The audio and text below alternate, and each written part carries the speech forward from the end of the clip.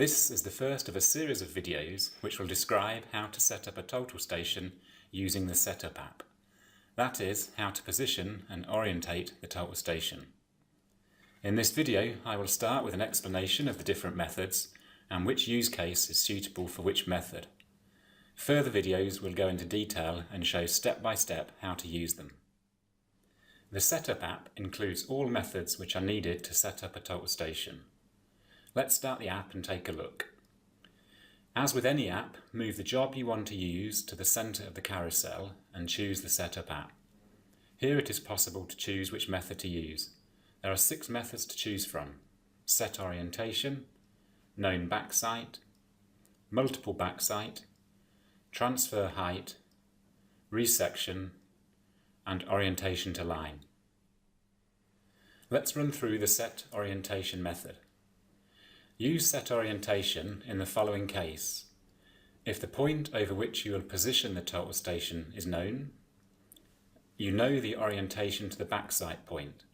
That is, you know the direction from where the total station will be positioned to the backsite. This could be a church tower, a cross on a mountaintop, or any other known point. And you don't need to be able to measure a distance to the backsite. That is optional, but you do need to be able to see the backsite. Use the known backsite method in the following case: if the point over which you will position the total station is known, there is only one backsite and the point over where the backsite is located is known.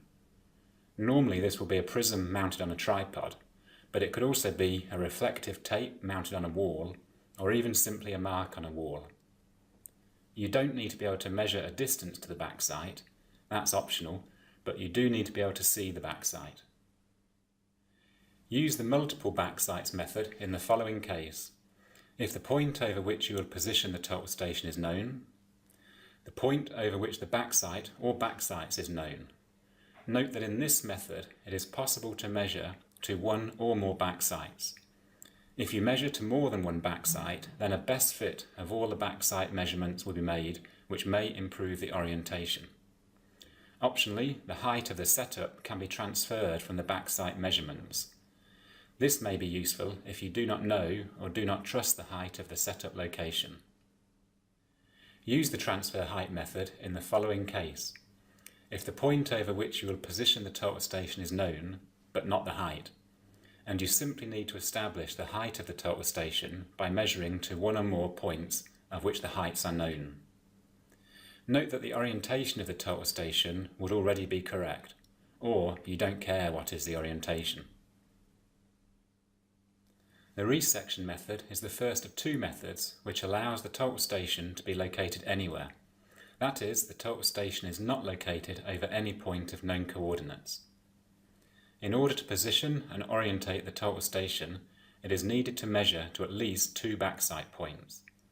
The position and height of the location of the total station will then be computed based on the measurements to the backsites. Before completing the setup, it is possible to look at the quality of the measurements to the backsites and exclude any measurements which may be considered erroneous. The orientate to line method is the second of 2 methods which allows the total station to be located anywhere, and also the backsite points are not known. But how can this be possible, and why would anyone want to use this method? Well, imagine if you need to measure a road traffic accident. In this case, it is simply needed to measure the cars and street furniture relative to each other. It could be really useful to orientate everything relative to the edge of the road, for example. So in this method, the total station can be located anywhere which is suitable. It is then simply needed to measure to 2 points. These 2 points then define the northing or easting axis, with the first measurement being given the coordinates 0, 0. All subsequently measured points are then related to this axis, that is, related to the edge of the road in our example. So it is clear that there are plenty of methods to choose from.